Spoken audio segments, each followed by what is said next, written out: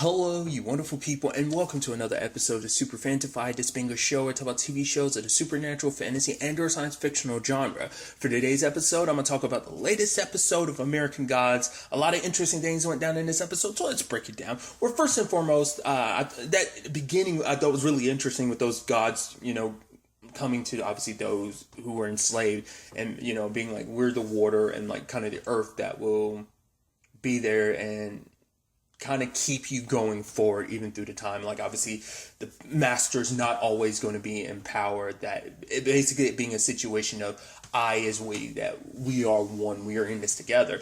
And when I was watching the intro, I was like, is that Wale? Turned out to be Wale. And also Oshun is played by the actress, her name's Horizon, which I always thought was like, I was like, when I found out her name was Horizon, I was like, oh shit, that's such a dope name. But the thing I know her most recently from, she was in a sadly short-lived Dare Me show. She played Addie. So I was like, holy shit, it's Horizon. Like I said, that's such a dope name, But regardless, it's interesting how that ends up tying into Bill Quist's story, because we find out, she was kidnapped because, well, she did as I say, sacrifice like a billionaire. And it's like, because I was wondering if Mr. World, which is back to Mr. World this episode, we'll get to that. I thought that was something happening there, but it's like, no, it's because he's a very powerful person with a powerful security, and they basically came to snatch her up because they wanted to know where the hell William is. In particular, his daughter probably set that off, because his daughter was in calling. They were saying like, yeah, she lost like 10, voice messages, and she's more and more desperate. So I'm guessing it's like either she's that worried about her dad because her dad has that many enemies, or there's something else at play here. That she needs her dad for other reasons. I don't know. But Bill Quist has been captured. But they're trying to drive Bill Quist insane. But what this episode makes me think and understanding Bill Quist's situation a little bit more is, especially when she's looking back on all the people that worship her. But it's like people worshiped her because of how they see her, rather than her being like, you worship me as me. It's almost like her entire identity got warped around how others see her. She became what they want to see, and that's not who I am. And she's like, my name is, and I think she'd kind of lost her way. She'd forgotten who she was, because she's so, like, it's almost like the worship kind of went backwards. Rather than her being worshipped as who she is, it's like the worship warped who she was, That's at least how I'm understanding that. And Oshun kind of showing up to tell her, it's like, I am who you see me as, who I've always been, just as who you've always, you see me as who I've always been, just like you have always been. I'm messing it up, but it seems like it's about Bill Quist kind of like rediscovering herself and kind of redefining herself as, herself, like not losing herself to it all. Because I think that's probably what made her kind of break down that time, was just because it was just making her feel like she was further and further away from who she really was, because who she was at one point in time. But I think even looking back, I don't know whether that's supposed to represent like who she was back in the day. It's like, I was Bill Quist, but even now maybe she feels like she's kind of a shell of her former self, that she's kind of lost herself a little bit of that identity, But in the grand scheme of things, like, Mrs. World shifting back into Mr. World, just because it's like, well, it's necessary. Because it's interesting how this all ties together. It's like, hey, because I didn't realize they had, like, because apparently William's been visiting her once a week for the past year. Well, it turns out it's like, Mr. World, it's like, we had an arrangement. You get all this worship, but you do not sacrifice him, because he's needed, because Levitech, the company he owns, is part of this shard program that they have working. And it's like, you've kind of derailed my situation by doing this, but it's like, hey, join my side, fully join the new gods, and it all work out beautifully for you. It's like the way I'm removing this thing forward, new gods and old gods are going to benefit. It's going to be worship on a whole new level, a giant interface. But like, she's like, I don't believe you, because it's like, Wednesday can't fight this war alone. So if you join our side, obviously the other old gods might be like, more inclined to join as well. But, Bill Quist has always tried to maintain, at least currently is trying to continue to maintain that. Because she kind of has flip-flop between the two, but it's also because she chooses not to choose a side, so it's going to be interesting to see where that goes. On the subject of that story, I love that we have I don't know if this is supposed to be the parallel they're creating, but obviously it's like Mad and Laura, basically in season 1 and season 2, all the journey shenanigans they got up to, as I like to refer to it as, their shenanigan-filled road trip. It seems like we're kind of getting that with the technical boy and Shadow, which I thought was interesting. I like this. Shadow was about to kick his ass. He was like, I didn't do anything to her. I did it because she fucked me up. And it's like, and part of me was almost like, did she give you a virus? The way he's glitching out and stuff. I'm like, oh, it looks like, I mean, he is tech and he's glitching out. So I'm like, she pretty much gave you a virus. And what that necessarily entailed, because we only got a peek into it when she touched him and like showcased him something. He was like, what the fuck did you do to me? And so, but and I also love the whole thing of like, hey, here's William's phone, and it's like, give it to me, and then like he ends up absorbing it, but downloads all the information obviously in it. So it's like, hey, we gotta work together, and it's like, and then Shadow's like, well, and it knocks his head against the bar. It's like, yeah, that's for lynching me. He's like, I apologize for that. He's like, yeah, I'm super not going to still not apology not accepted. Not going to forgive you. Not now. Not ever. But still, it's like. It's very, I think that's the vibe they're going for, is like the whole Laura and Mad relationship, almost to, obviously to a different but similar extent. So they're trying to track down where Bilquis is and to kidnap one of the dudes. And I love that, like, the tech boy was like, hey, you tell us what we need to know or we're going to peel your skin with kerosene. And it's like, kerosene? Really? He's like, and you have Shadow being like, dude, I need you to dial it back like a notch or two. You need to calm the fuck down. And he's like, all right, man. And you ever heard of like the alien agenda? I was like, where the hell is he going with this? And he smacks the technical boy and he like gets all what he kind of really looks like. And he's like, what the hell was that? It's like, yeah, you're about to see some shit you won't be able to unsee. And so basically I was like, well, I guess he makes it seem like it's an alien thing. He's like, and he turns to the technical boy, show him. And then like the technical boy does his thing and it's like, okay, so we're leaning into, because I guess it's a lot easier to be like, yeah, there's some alien shit going on rather than being like, yeah, he's a god. It's probably easier just to kind of leave it as that. So it's like, it's like, yeah, how the alien thing will usually you'll end up kind of forgetting. It's like, well, trust me, this is something you will never be able to forget. So it's like, okay, they find out where Bilquis is. At the same time, Shadow's getting called up by his dad because it's like, oh, my boy, I got a job in Massachusetts because they want to break into the that place and steal home the guy that's overseeing Demeter. Like try and hack his computer because Cordelia needs the actual hard drive if she wants to get any evidence that can take him down. But in the moment in time he needs him, it's like, oh, my son's not there for me. I guess because I'm curious because it almost seemed like he was kind of like, oh, go do what you need to, son. But I think it's more so like, you're my son. You're not there when I need you. Once again, always has a complicated relationship with his sons, doesn't he? But, I mean, to be fair, he has a complicated relationship with everybody. But I think it's like, you would think the whole Bilquis thing would benefit you if he does help. Because I guess because he's like, well, my son's not completely on my side. And even if he does rescue Bilquis, it's not like Bilquis going to benefit me. I mean, but I guess that's also to showcase like, oh yeah, Wednesday is Wednesday. He's very self-centered. And it's like, I only care about myself anyway. So I'm not going to care about anything. He's focused on his own selfish desires and doesn't really care too much about everyone else. It's like, as long as it benefits me, that's all that matters. So he's trying to, set up the job. He's asking some of I guess those bikers or the people that are worshiping him to do it. But then it's like, Johan is kind of basically in a bad place because it's like, yeah, he lost his entire band who he said was like brothers and family to him. It's like, and I love Odin Wednesday leading in and like, did you kill him? He's like, no. Why would you think I'd do something like this? Like, well, to be fair, you kind of lose your shit sometimes and you kind of do stuff that you don't remember you do. And even Johan kind of agreeing, like, yeah.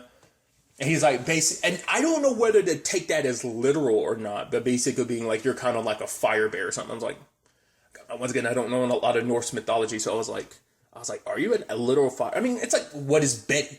Betty's literally his steed. It's actually his horse just manifested in a more modern form. So I was like, is that what Johan is? Is he actually a literal fire bear and it's just like he's wearing human skin or whatever? Or is he just, I mean, because once again, it's that thing of like, you don't know who's a god and who's not, or at least who's not something else. I mean, look at the Jinn. The Jinn looks like a normal person, but I mean, every once in a blue moon, you saw what he really looked like. But that's what I was wondering. It's like, was he being literal when he was kind of referring to him as like a bear? I'm like, is he actually literally a bear? But then, like, he was saying something as he was leaving, and part of me was like, and then they focused on Wednesday drinking. I was like, what's that about? And then a little bit later on, the bar literally explodes, and Wednesday comes out, starts ripping off the remains of his clothes, and he's walking around just in a jacket with his ding-a-ling hanging out. And it's like, okay. At first I was like, is this an actor? Like, what the hell? And it's like, Johan blew up the bar. I was like, was that Johan? Did Johan curse him or something? I would assume so. Maybe. So, but then part of me is also wondering, I was like, is this an act? Is this a way to get himself locked up in that place with Demeter so he can be on the inside and it make this, I don't know, because the dude was saying like, oh, you get the hard drive in 24 hours. But I think it's probably more so like Johan like cursed him because it's like, you're telling me to go form a new band. You're just telling me what to do. And he was like, because he was like, yeah, just do what I fucking tell you to do. Go sleep it off. And once you sleep it off and get back to your senses, form a new band, because I need the worship that, it's, once again, it's almost like, it's like drugs. It's like, I gotta get that worship. I gotta get that crack. By any means. Once again, we see Demeter handling it her way, Odin handling it his. So that's definitely going to be interesting, especially because Cordelia is calling up Shadow, but Shadow's kind of like not taking it too seriously because he's like, is he was kind of concerned of like, he's kind of going a little crazy. And it's like, well, he should have been locked up years ago. Once again, Cordelia doesn't know what's going on, but Shadow's trying to be there for her, being like, okay, if just be careful and you be okay. Like, I got to handle this first, but then I'll eventually like talk to you tomorrow. So it's like, just keep him safe. Just you stay safe too. So it's like, because Shadow's more concerned about her, but at the same time, it's like, he does care about his dad too, regardless of, It's still that thing of, you might be having the complicated relationship you do, but he's still your dad at the end of the day, so you do care about him, I think. So I don't know. I'm curious to see what ends up happening in that case. Like, whether that is real, which it seems like it is, but it could just be Wednesday play acting. You never know what that do, but he does seem like he was like a monkey shit in my pants or something. Cordelia's like, you're gonna be okay. It's like, wow, we've never seen Wednesday really like that, so we'll see. And then finally, another side of this story is everything with Laura. Like, still, in purgatory, she buddies up with a lady. There was a whole conversation about cigarettes and stuff. But I also love this being like, basically, you don't want to be asking too many questions, because if you do, you go end up looking like that guy over there. I think it was like a Buddhist monk, and it's like, it's like, she's like, I died in the summer of 93, and he was already like that when I got here, and he's been like that ever since. It's almost like she was implying that time still kind of worked in a similar vein, which I would assume it wouldn't in purgatory, but maybe it still kind of does. I don't know. But obviously, like, Laura's kind of getting impatient and runs into the AV dude from last episode and being like, hey, do you know, because she's like thinking of this song and she can't get it out of her head. She's asking anyone else what it is, and he knows exactly what it was. And it's like, he was basically saying that she has a greater destiny. It's like, because she's like, what does this song mean? He's like, I don't know. Like, he's like saying that if you had watched the entire movie, maybe it would have given you an idea. Because for him, it's like, you have a greater destiny. You have this great destiny, and you also have a tendency to attract powerful enemies. And she's like, yeah, tell me something I don't already know. Let's not forget I was killed by a war god. But then it's like, literally at the same time that's happening, everything on Earth just kind of, we see Mad's body disintegrating. Which is interesting, because I think that speaks volumes that it stayed the same after 3 months, but in that moment, I guess, like, without Laura around, like, I guess Laura in the coin situation was keeping him, like, preserved to a certain extent, or maybe just her in general was keeping him preserved, but then he's kind of bleeding all over the place, and obviously a little kid had discovered the body, and they're taking it away. And it wasn't until, like, the end I was like, it made me remember, I was like, right, the potion she has, there's blood on the thing. It's like, right, it needs to be like the blood of two lovers or something like that. It's what it needs to be. combined. I was like, oh, so is this the route they're going now? It's also interesting too because Laura in Purgatory was looking for him, was talking to the lady about like, oh, have you seen the tall already? Trust me, you couldn't miss him. It's like, oh, so there's something. Oh, so that's your guy. And she's like, what? Oh, ew, gross. No. It's like, no, just the way you talked about him. It's almost like he was someone special. And then we get like a flash of like all the stuff they went through, and it's like, I guess to a certain extent, this seems like that type of thing. It is kind of like if you took the context of their story and put it like in like it could be like a rom-com where it's like, hey, I'm gonna take you on a road trip to see your boyfriend, but along the way we grew so close together that there was something between us. And she was like, oh, he was just the guy that killed me. So, but I think in a sense, it's like, yeah, there was something there. It's interesting, like in her journey to find Shadow, she ended up finding Mad, and it was like I said, even just everything between them. It's like when you just cut their scenes together, you're like, this could be a rom-com on its own. That's kind of interesting. I never thought about that too.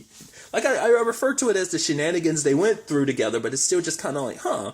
It's almost I think the point of it was to paint it like a love story, and because she didn't realize how much she actually did care about him. I mean, if she did, she says it's about just gun year, but it's like, no, like you cared enough to try and bring him back to life.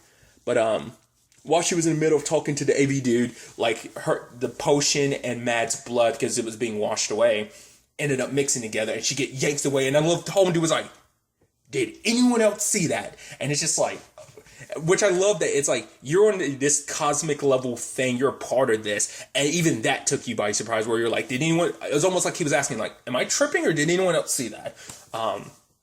But she returns to Earth. And for her, it's like, holy crap, like, she can feel, it's like, she's human again. And it's like, oh, yeah, like, do you know what happened to him? Tall guy? It's like, yeah, he was dead. And it's like, right. She was like, he's dead.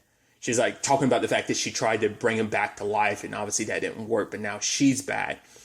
But in that moment in itself, it's like, I think we're seeing a different Laura, too. I think it's almost like, where she was so quick to kind of throw away her life before, it looks like she's trying to make more of an attempt to live it now, I think.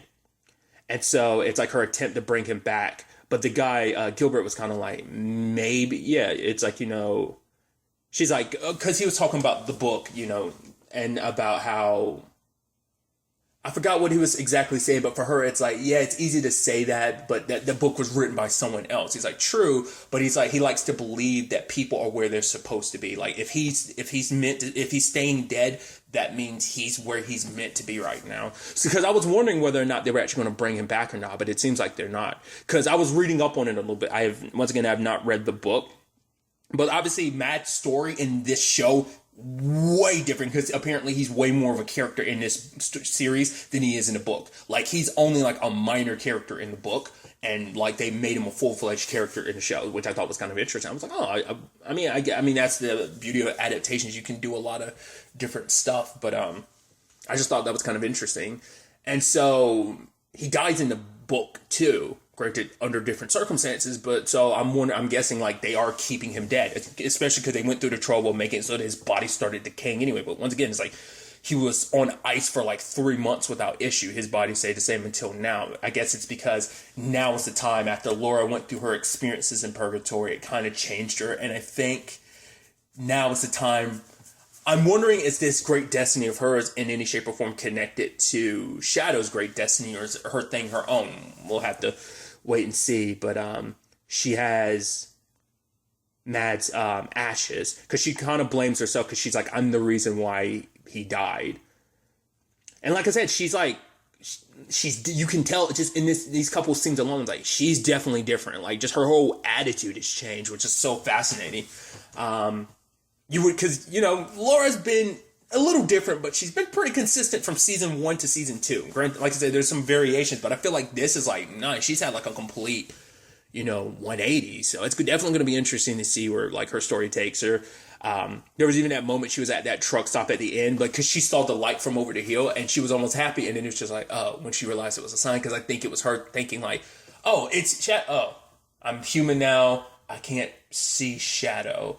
But now she's going back to Cairo, so maybe she'll bump into Salim, because he might have gone back because he might not really have anywhere else to go. He was still looking for the Jinn after all, so it's going to be interesting to see if they meet up there. But I guess she figures, well, that was the last place I saw Shadow. Granted, she doesn't know all the ins and outs of all that's happened subsequently since, so it's going to be interesting to see where all of this ends up taking us. The whole situation with, will the tech boy and Shadow be able to save Bilquis, or will Bilquis end up saving herself? Like, whatever her circumstances end up being. Are we going to be flipping back and forth between Mr. and Mrs. World? I'm curious. Or was it just for these circumstances that we brought back Mr. World? Or I'm curious how that whole thing works. This whole Shard project, the crazy, out of his mind Odin. I feel like I remember that somewhere. Odin being crazy. Like, driven mad. I feel like I remember that from some, like, once again, I'm not well versed in any mythology. I know the most minuscule amount about Norse mythology, but I feel like I remember that being a Norse mythology thing of him kind of, wasn't that a thing of, like, because doesn't he have like a drinking buddy in Norse mythology? I don't remember. Because I'm also basing this on, like, the Almighty Johnsons, because that's what kind of my other closest tie to Norse mythology. But even that's kind of, I think, its own Norse mythology to a certain extent, or maybe it's closer to the OG Norse mythology. I don't know. Regardless, I'm interested to see where all of this ends up taking us going forward into the next episode. But really, that's all I want to talk about. Until the next time we meet, be happy, be safe, live life to the fullest, and enjoy it. Good day and good